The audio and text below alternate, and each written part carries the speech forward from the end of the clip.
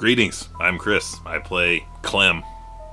Chris playing Clem. Clem playing Chris. I don't know where the line is. What drew me to the project? A very hefty paycheck. Got paid a lot. Several hundreds of pennies to do this. So, a paycheck and a beer budget.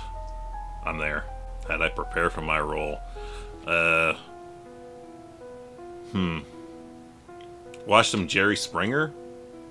Yeah, make sure to get some low class, low intelligent folks.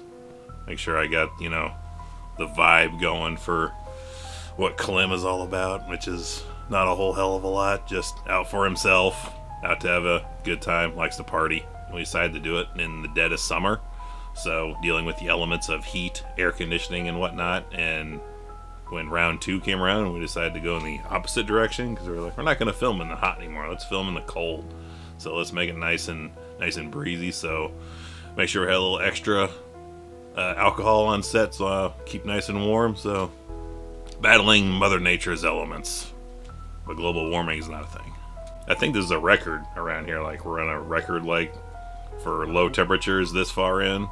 I do remember it snowed on WrestleMania one year, so we're like 3 weeks beyond WrestleMania this year, and we had snow today. The dozens of people that recognized me on the streets, they're like, "You were in that movie." I'm like, "Yes, sir."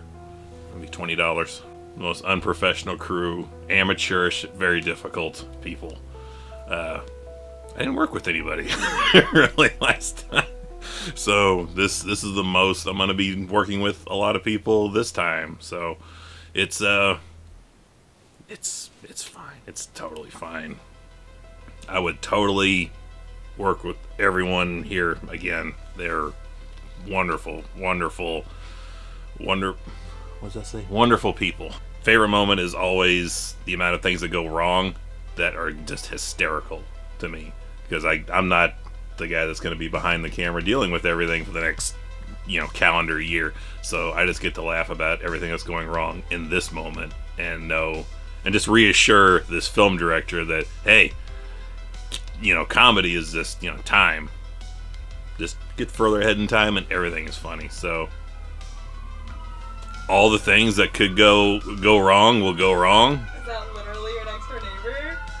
No, we live down the street from the police and fire station, so we have that generally when it does get warmer, that is a more frequent thing. So Us too.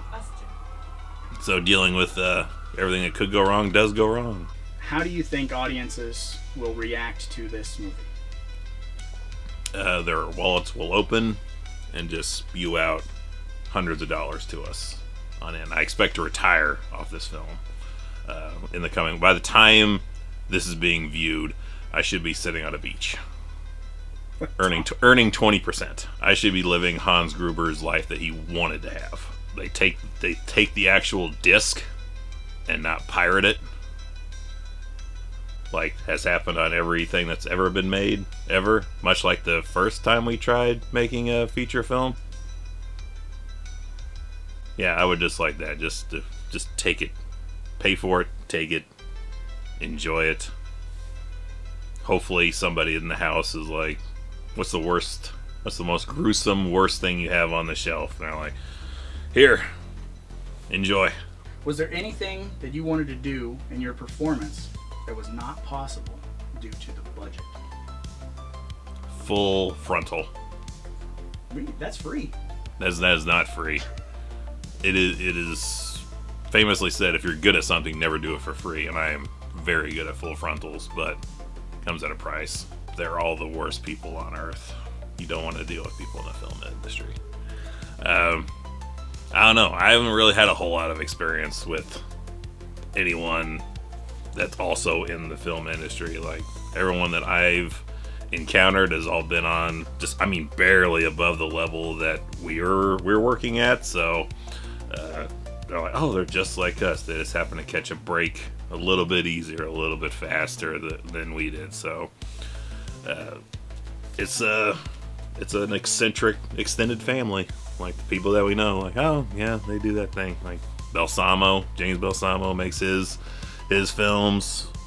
Jill Six making her films, but and some folks are like, oh shit, it's that person or that person. But like even when we meet like Alan Kaiser, who from Night of the Creeps, are like, oh, some folks are like, holy shit, it's Alan Kaiser. Like, you mean the mailman that we know? Good guy. Destroys that whole image of that they're larger than life, folks. Oh, they have the same problems we do. Their back hurts too. Their band's t-shirts are sold to local savers for $4.99. And it's still too much. It feels the same as any other thing we're doing. Like, we record a podcast, do a YouTube stuff. Anything we've done, it's been at the same level. So just get, you know, brighter, fancier toys, but it's still the same production. Ain't nothing's changed.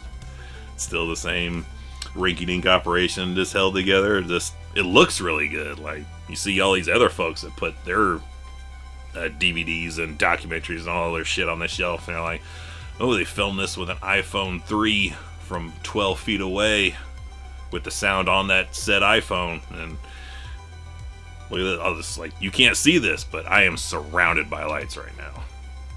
I feel like I have stolen something from the federal government, and I'm about ready to give it all up. What inspired you to work on this film? The director.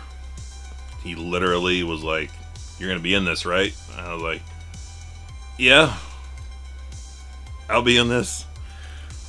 Great guy. Wonderful guy. I'll do anything. Total transparency. He's a dick. He's a wonderful man, and I wouldn't be here without him. He saved my life. Kind of a tyrant. Really kind of wants to push you beyond what your limits are. You know, if you're kind of sore, kind of tired, he just kind of slaps you across the face. Like, you know the stories about William Friedkin, like, beating the shit out of people on The Exorcist and, like, firing guns off? I think you learned everything from this Mattson guy. Like, a complete... Did you see how much money The Exorcist made? Same thing for this production right here. Top-notch work. Love the guy. I didn't really do a whole lot. I probably kind of just let the director, since he's also the writer, he kind of crafted and molded the guy that I was going to be, and I was like, I can do that. I was kind of more bending to his will of like, what do you want? What do you need? I'm here to try to do it. I try to add my own professional wrestling spin on things because my character's a wrestling fan, so that's the only tiny bit of thing where I'm like, hold up, I actually know something here. I know something here. I can put my 2 cents in finally. All in his hands. I had nothing to do with this. All that amazing work that I clearly did, all because of the director here. Our budget is about what you have in your wallet right now. But we're able to accentuate positives and hide the negatives.